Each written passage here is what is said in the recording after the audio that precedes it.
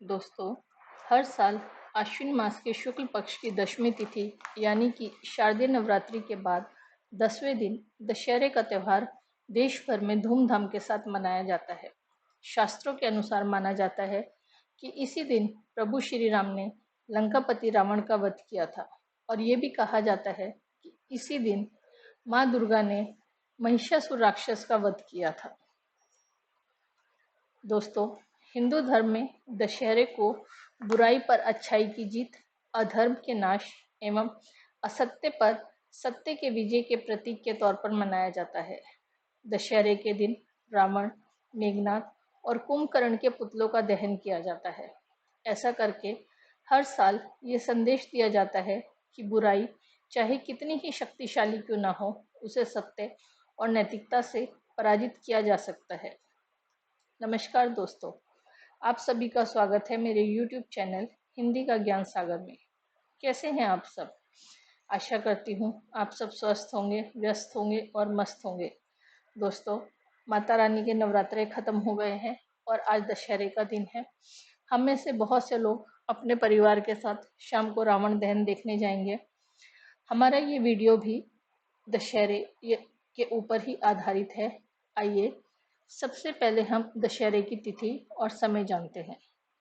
हिंदू पंचांग के अनुसार आश्विन माह की दशमी तिथि की शुरुआत 12 अक्टूबर सुबह 10:58 पर होगी और 13 अक्टूबर को सुबह 9:08 तक रहेगी।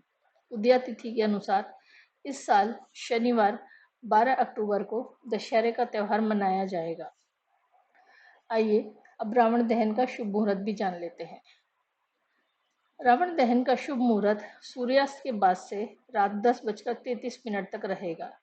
मान्यताओं के अनुसार रावण दहन प्रदोष काल में किया जाता है, इसीलिए पंचांग के अनुसार इस साल का सबसे शुभ मुहूर्त 12 अक्टूबर को शाम 5:53 से लेकर शाम 7:27 तक रहेगा। दोस्तों, बहुत से लोगों के मन में ये विचार आता है कि नवरात्रि के 10वें दिन दशहरे का त्यौहार होता है या विजयदशमी होता है, क्योंकि लोगों को इन दोनों के बीच का अंतर नहीं पता होता है। आइए आपको बताते हैं कि विजयदशमी और दशहरे में क्या अंतर है। अश्विन माह के शुक्ल पक्ष की दशमी के दिन माता दुर्गा ने महिषासुर राक्षस का वध किया था, इसीलिए इस दिन विजयदशमी का पर्व मनाया जाता है और इसे विजयदशमी कहा जाता है। जबकि इसी दिन जब प्रभु श्री राम ने दशानन रावण का वध किया था, तो इस दिन को दशहरा कहा जाने लगा। दोस्तों, दशहरा पूरे ही देश में बहुत धूमधाम से मनाया जाता है और हम में से बहुत से लोगों ने देखा होगा कि जब रावण दहन होता है तो लोग रावण की जलती हुई लकड़ी या वहाँ की कुछ राख अपने घर लाकर रखते हैं। इसके पीछे क्या मान्यता है, आइए जानते हैं। दोस्तों, मान्यता है कि दशहरे पर रावण दहन के बाद उनकी अस्थियों को घर लाना बहुत शुभ होता है, क्योंकि ये हमें बुराई पर अच्छाई की जीत की याद दिलाता है। रावण की अस्थियों को घर लाने से हमें ये प्रेरणा मिलती है कि हमें अपने अंदर की बुराइयों को दूर कर अच्छे गुणों का विकास करना चाहिए। दोस्तों, दशहरे से जुड़ी हुई बहुत सी पौराणिक कथाएं हैं, परंतु इस वीडियो में हम 2 कथाओं के बारे में बात करेंगे। आइए सबसे पहले सुनते हैं प्रभु श्री राम से जुड़ी हुई दशहरे से संबंधित कथा। धार्मिक ग्रंथों के अनुसार जब प्रभु श्री राम अपनी पत्नी सीता और भाई लक्ष्मण के साथ अपने वनवास के 14 वर्ष जंगल में व्यतीत कर रहे थे, तो धोखे से दुष्ट रावण ने माता सीता का अपहरण कर लिया और उन्हें अपने साथ अपनी नगरी लंका ले गया। जब राम जी को माता के अपहरण का पता चला, तो उन्होंने वानर राज हनुमान जी को माता सीता की खोज करने के लिए भेजा। बहुत खोज करने पर हनुमान जी को माता सीता का पता चल गया। उन्होंने माता सीता को अपने साथ चलने के लिए कहा, परंतु माता सीता ने हनुमान जी को मना कर दिया। जब माता सीता ने हनुमान जी के साथ चलने से मना कर दिया, तो हनुमान जी ने रावण को जाकर समझाया कि वे माँ सीता को सम्मान के साथ प्रभु श्री राम के पास वापस भेज दें। परंतु रावण ने हनुमान जी की एक न मानी और श्री राम जी को युद्ध करने के लिए ललकार दिया। श्री राम ने 9 दिन तक माँ दुर्गा की उपासना करी और फिर 10वें दिन रावण पर विजय प्राप्त की। श्री राम ने जिस दिन रावण का वध किया उस दिन शारदीय नवरात्र की दशमी तिथि थी, इसीलिए इस तिथि को दशहरे के रूप में मनाया जाता है। इस दिन रावण के साथ उसके पुत्र मेघनाथ और उसके भाई कुंभकर्ण के पुतले भी फूके जाते हैं। दोस्तों, एक अन्य पौराणिक कथा के अनुसार इसी दिन माँ दुर्गा ने महिषासुर नामक राक्षस का वध किया था। महिषासुर और उसकी सेनाओं द्वारा देवताओं को परेशान किए जाने की वजह से माँ दुर्गा ने लगातार 9 दिनों तक महिषासुर और उसकी सेना से युद्ध किया था और 10वें दिन उन्हें महिषासुर का अंत करने में सफलता प्राप्त हुई थी। इसीलिए भी शारदीय नवरात्रि के बाद दशहरा और विजयदशमी मनाने की परंपरा है। इस दिन माँ दुर्गा की मूर्ति का भी विसर्जन किया जाता है। दोस्तों, दशहरा या विजयदशमी सर्व सिद्धिदायक तिथि मानी जाती है, इसलिए इस दिन सभी शुभ कार्य फलकारी माने जाते हैं। जो ज्योतिष शास्त्र के अनुसार दशहरे के दिन बच्चों का अक्षर लेखन, घर या दुकान का निर्माण कार्य, गृह प्रवेश, मुंडन, नामकरण, अन्नप्राशन, कर्ण छेदन, यज्ञोपवीत संस्कार और भूमि पूजन जैसे कार्य शुभ माने जाते हैं। परंतु विजयदशमी के दिन विवाह संस्कार को निषेध माना गया है। आइए विजयदशमी व्रत और उसकी पूजन विधि के बारे में जानते हैं। दोस्तों, विजयदशमी वाले दिन साधक को सुबह नहा धोकर स्वच्छ वस्त्र धारण करने चाहिए और फिर अपने पूजा स्थल को साफ करके देवी माँ और श्री राम परिवार की मूर्ति या तस्वीर रखकर उनकी पूजा अर्चना करनी चाहिए, उनका तिलक करना चाहिए, उन्हें फूल माला और भोग अर्पित करने चाहिए और माँ से और प्रभु से अपनी गलतियों की माफ़ी मांगकर अपनी मनोकामनाएं उनके आगे रखनी चाहिए।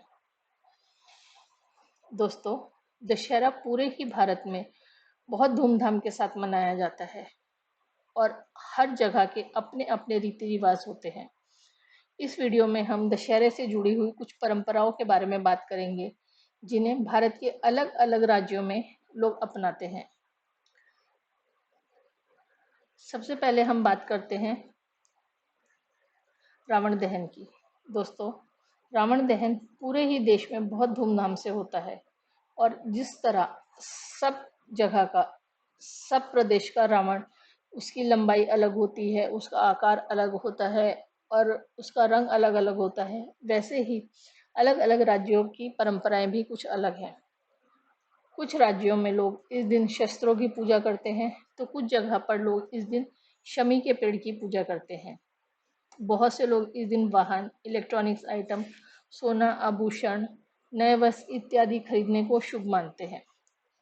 दोस्तों, नीलकंठ पक्षी को भगवान का प्रतिनिधि माना गया है। कहा जाता है कि दशहरे पे अगर नीलकंठ पक्षी के दर्शन हो जाएं तो आपके पैसे और संपत्ति में बढ़ोतरी होती है।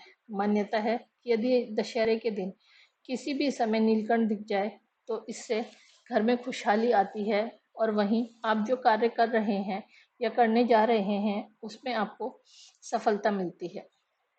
दोस्तों, अभी तक वीडियो में हमने दशहरे का शुभ मुहूर्त, समय, उससे जुड़ी हुई मान्यता, उससे जुड़ी हुई पौराणिक कथा के बारे में बात करी है।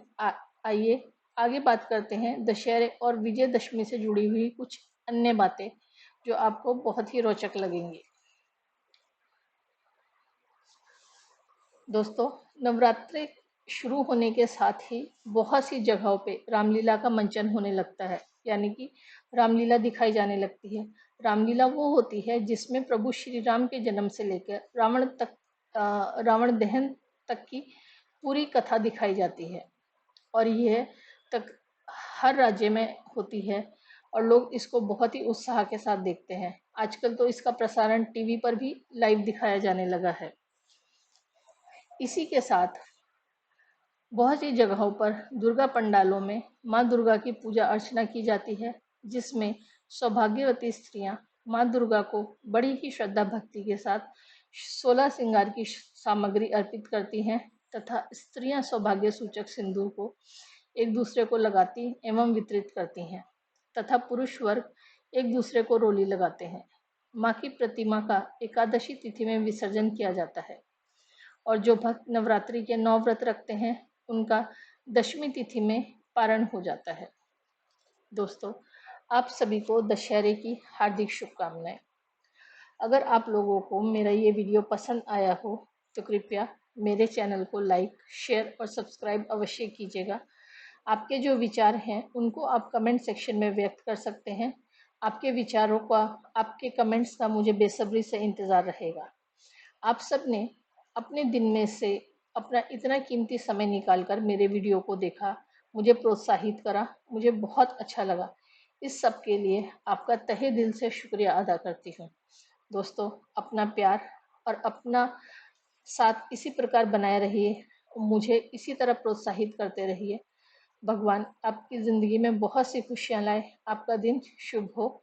इसी उम्मीद के साथ वीडियो समाप्त करती हूँ। नमस्कार।